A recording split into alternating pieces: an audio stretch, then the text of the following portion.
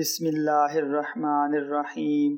السلام علیکم معزز ناظرین، welcome to moralize reality YouTube channel. قرآن پاک کے مطابق حضرت ابراہیم علیہ السلام نے بابل کے حکمران نمرود اور اس کے حامیوں سے، جنہیں نمرود کی خدائی کا اقرار تھا اور اللہ تعالیٰ کے خالق و مالک اور قادر مطلق ہونے سے انکار تھا، ان سے مناظرہ کیا۔ نمرود خدائی کا دعوے دار تھا۔ نمرود کو اللہ تعالیٰ نے بے شمار نعمتیں عطا کیں، مگر نمرود نے بجائے ان نعمتوں پر خدا کا شکر ادا کرنے کے اپنے رب ہونے کا دعویٰ کر دیا۔ تفسیر ابن کثیر میں ہے کہ نمرود کا پورا نام نمرود بن کنعان بن سام بن نوح تھا۔ اس کا پایا تخت بابل تھا۔ چونکہ ایک طویل مدت سے نمرود بادشاہ چلا آ رہا تھا، بعض لوگ کہتے ہیں کہ 400 سال تک حکومت کرتا رہا تھا، اسی لیے یہ غرور اور تکبر کا شکار ہو گیا۔ مفسرین کا بیان ہے کہ نمرود بن کنعان بڑا جابر بادشاہ تھا۔ سب سے پہلے اسی نے شاہی تاج سر پر رکھا۔ اس سے پہلے کسی بادشاہ نے تاج نہیں پہنا تھا۔ یہ لوگوں سے زبردستی اپنی پرستش کرواتا تھا۔ جادوگر اور نجومی اس کے دربار میں بکثرت تھے۔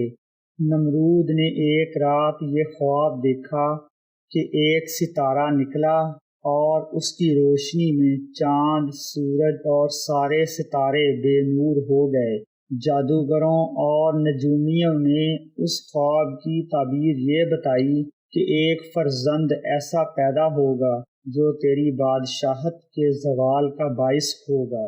یہ سن کر نمرود بہت پریشان ہو گیا اور اس نے یہ حکم دیا کہ میرے شہر میں جو بچہ پیدا ہو اسے قتل کر دیا جائے۔ چونکہ ہزاروں بچے قتل کر دیے گئے، مگر تقدیر الہی کو کون ٹال سکتا ہے۔ اسی دوران حضرت ابراہیم علیہ السلام پیدا ہو گئے۔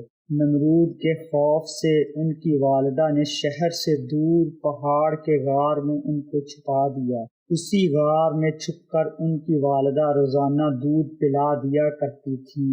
بعض مفسرین کا قول ہے کہ 7 سال تک آپ اسی غار میں پرورش پاتے رہے۔ نمرود نے خوراک کی تمام چیزوں کو اپنی تحویل میں لے لیا تھا۔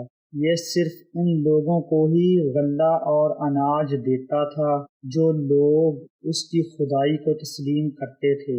حضرت ابراہیم علیہ السلام ایک دن اس کے دربار میں غلہ لینے کے لیے تشریف لے گئے تو اس نے کہا کہ پہلے تم مجھے خدا تسلیم کرو، اس کے بعد ہی میں تم کو غلہ دوں گا۔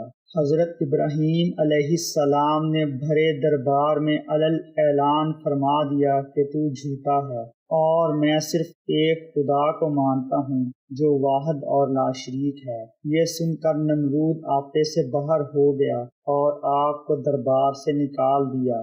جب آپ اور آپ کے اہل بھوک کی شدت سے پریشان ہو گئے، اس وقت آپ ایک تھیلا لے کر ایک ٹیلے پر گئے اور تھیلے میں ریت بھر کر لائے اور خدا سے دعا مانگی تو وہ ریت غلہ بن گئی۔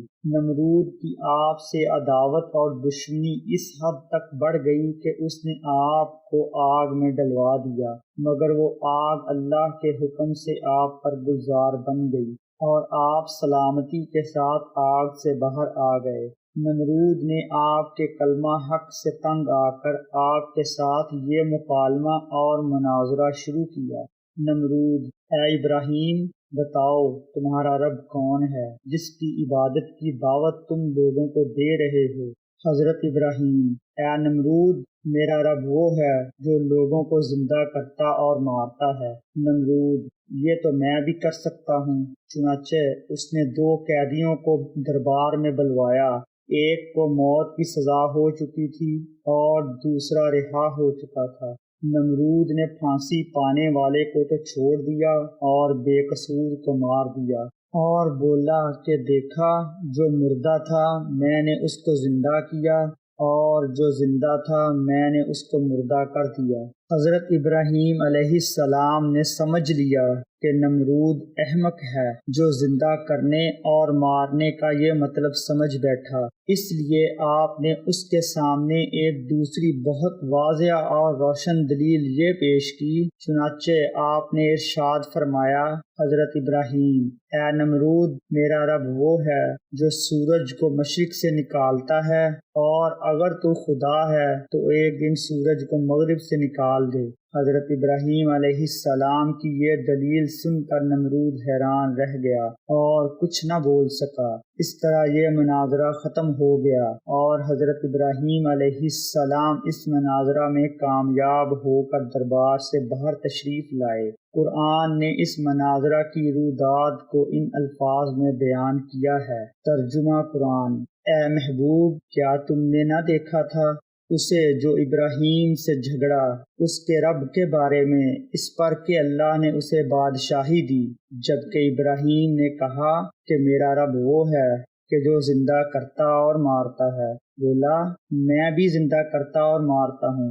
ابراہیم نے کہا، تو اللہ سورج کو نکالتا ہے مشرق سے، تو اس کو مغرب سے لے آ۔ تو ہوش اڑ گئے کافر کے، اور اللہ راہ نہیں دکھاتا ظالموں کو۔